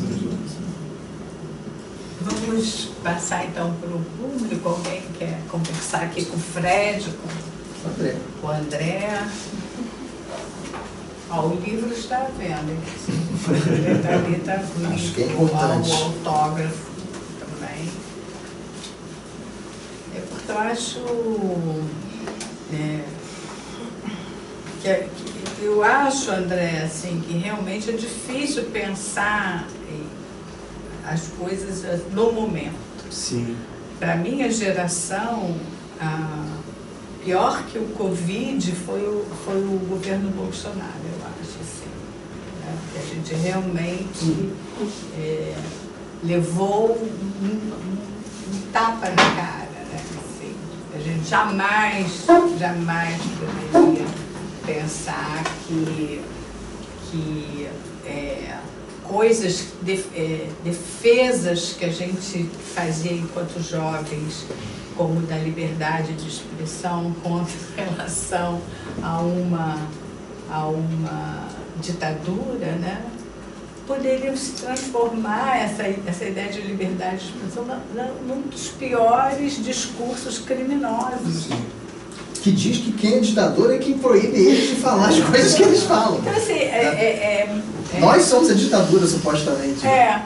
Então, eu acho que a gente viveu um momento muito desnorteante. Foi muito boa a eleição do Lula, mas as forças, aquelas forças que o Caetano diz, aquelas forças do Brasil profundo, elas estão se movendo de uma forma Foi o que ele falou, saiu o rei, mas a lei continuou. Então, eu acho que a ideia da trama tropical também chama atenção para isso. Nesse sentido, é didático, né? Você poder ler um livro que dá uma força para essas ideias, que são essas ideias paródicas, contradiscursivas, né? Eu acho que todo o seu trabalho de performance é paródico. Então, é por isso que eu acho que o seu corpo também diz muito com relação ao seu corpo artístico, né? Diz muito da sua relação com o tema que você escolheu para a sua pesquisa. Eu estava me lembrando dessa ideia do sangue, realmente, por um certo tempo nos perseguiu, né? Tanto que eu devolvia muito os trabalhos dizendo, dei um banho de sangue. O sangue era um tema. Então, o André... Sangue que é um tema também que está em várias canções do tropicalismo. Exato. E o André trazia uns artistas que pingavam sangue, lembra? Traziam essas informações, porque tinha toda a coisa dos artistas que... Os artistas perigosos, né? Os perigosos, Então, Qual é aquele trabalho que tem? O Leonilson é o perigoso. Porque essa ideia, o que eu acho assim, essa ideia perfeitamente compreensível e das lutas e, enfim, identitárias e das minorias, ela talvez falte um pouco dessa picardia paródica, né? Na sua maioria. Não, porque elas... Não, eu entendo, né? Porque assim, porque a gente tem que pensar assim também que acho que... Elas estão muito naturalistas, como dizia. Porque acho que acho que ainda é o relato da fratura, né? É o relato da fratura. Você ainda está fazendo o relato de tudo que te destruiu, né? Fazendo um jogo com aquela frase que o Silvano tira do Paulo Gonçalves Gomes, né? Que é a nossa composição, como ele se compõe como sujeito e um relato entre aquilo que me explica, mas me destrói, ou aquilo que... Tem um jogo que eu não vou lembrar agora, mas ele fala isso, né? Que para nos explicar essa situação, a gente tem que explicar o processo de destruição, né, que foi feito. Acho que esse processo, né, ainda esse é o que... Mas ao mesmo tempo, assim, de novo, a gente falando aqui, né, estamos livres. A gente estamos livres, está filmando, a gente está livre, assim, né? Não, eu estou dizendo assim, o livro que é muito assodado, que eu vou dizer assim, quer dizer, nem né, mas saiu na semana passada, na sexta, quando o disco do Xande Pilar sobre Caetano. Ao mesmo tempo, a sensação que deu em muitas pessoas que você leu no Instagram, que você conversou, que você, né, foi uma certa sensação de brasilidade. Uma certa sensação de brasilidade, tipo, algo aqui que eu entendo que é uma sensibilidade que atravessa, né? Mas ao mesmo tempo, rapidamente já vem os contradiscursos, né? Que é desde tipo, agora você está ouvindo Xande Pilar, agora você está ouvindo Xande Pilar, até, né, do tipo, peraí, né? O Acauã escreveu ontem, domingo, né, que ele escreveu um texto, né? O Acauã Oliveira, né, discutindo isso, assim, né? Que aí num outro grupo. Gente, como o mundo é doido hoje em dia, né? Num grupo de WhatsApp, os fóruns, né? Você não vai mais pra rua, né? Enfim. A discussão já era assim, né? Não, mas quem está, na verdade, fortalecendo a obra de quem, né? Que eu acho uma discussão totalmente estéril, assim, que uns dizem, não, o Xande está popularizando, né? Ou levando para uma outra camada. Eu conheço com aquele cantor da música gospel, né, que eles gravaram juntos. Também foi um pouco isso. Pois é, então. Agora quem é que tá entrando no nicho de outro? Quem é que tá entrando no nicho de outro, assim? Eu acho que a grande sacação, sabe qual foi? Que eu acho que pode ser um grande... Não sei, pensando aqui também alto, assim, acho que pode ser um ponto muito interessante para pensar. Eu acho que o que ele traz ali, para mim, assim, na minha leitura, assim, é para além do acerto de contas. Sabe? O acerto de contas já passou. Sim, não, o que a gente tem aqui? O que eu posso fabular agora? Essa é a sensação que eu digo como que deu como é possível fabular? Que deu de uma... para além, né? Como você sabe, né? Alguns momentos você está no acerto de contas, né? Vamos colocar os compassos aqui em acordo, mas para além do acerto de contas, o que nós temos? Mas que aquele resultado pertence a uma comunidade ampla, né? Digamos assim. Né? Eu nunca entendi bem o texto do Silviano, narrador pós-moderno. Ficou muito difícil. Mas ali, naquele momento, eu acho que foi isso. O Caetano olhando o Xande, um lugar do velho, entendeu? Uma compreensão de uma vida que passou. Porque ele é a tradição, né, agora, né? E do que pode florescer daquela juventude que ele foi, nessa juventude, porque o Xande é jovem para ele. Sim, assim como vocês são jovens aqui, né? Sim. Por isso é que eu entendi perfeitamente a comoção dele. Desculpa interromper, mas ao mesmo tempo, ali não há nenhum tipo de arrobo inventivo, nenhum tipo de experimentação, nenhuma necessidade de marcar um contradiscurso sobre a tradição. Exato. É feito da forma mais redonda, assim. É o comum, bem executado, bem gravado, bem mixado, e que te dá a sensação, tipo, cara, isso pode ser meu também, isso pode ser dele, dela, pode ser, entendeu? Assim, óbvio que, de novo, né, hoje em dia nas redes, rapidamente esses contradiscursos já aparecem porque o consenso não vai dar mais para rolar. Né? E todos são juízes. Todos são juízes tal, e executores, e culpados, e tudo ao mesmo tempo. Acho que tem uma coisa interessante ver que o Xande meio que representando uma tradição que se entende como anterior ao tropicalismo, ao Caetano, ao Gil, que é o samba. Sim, sem dúvida. Acho que o encontro do popular novo possível nessa indústria, nesse momento. Sem dúvida. Certamente na linha evolutiva que o Caetano pensou em 66, 67, ele não imaginou que ele terminaria, né? A obra dele seria reinventada, atualizada a partir de um disco de samba, de pagode, né, tal. Agora, a cena é lindíssima, porque o Caetano chora, se sacode, a Paula levanta, consola, e o Xande tá assim, pô, cara. Escuta a música até o fim aí, bicho. Não é? Ele fica meio... Mas eu entendo isso. Eu também. Bom, então, gente, alguém quer falar mais alguma coisa? André, Fred? Não, só agradecer muito mesmo, de verdade. Eu acho que a gente... Dá parabéns aí à Casa Disso, que é incrível. Agradecer ao João César. Esse clima aqui é muito bom. Que está sendo gravado, e isso, né? E essa ideia dele de fazer esses seminários aqui na Casa Disso, esse não é o primeiro, já houve outros, e ele está alternando com depoimentos, né, Léo? Já veio o Hansen, o Bislik, e agora quem virá. Bom, gente, muito obrigada, então. A gente...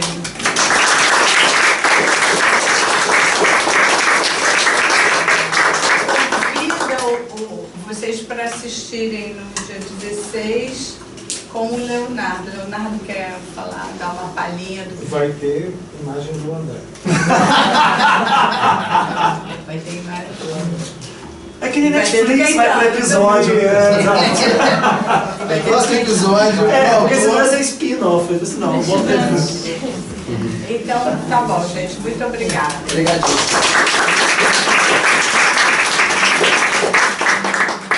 E dia 23, não me rio. Mas tem que saber, no dia 16 tem que vir para saber o que vai acontecer. E é um seminário itinerante, né? Sem spoiler. Dia 16 é na UERJ ou é aqui? Aqui. É aqui, né?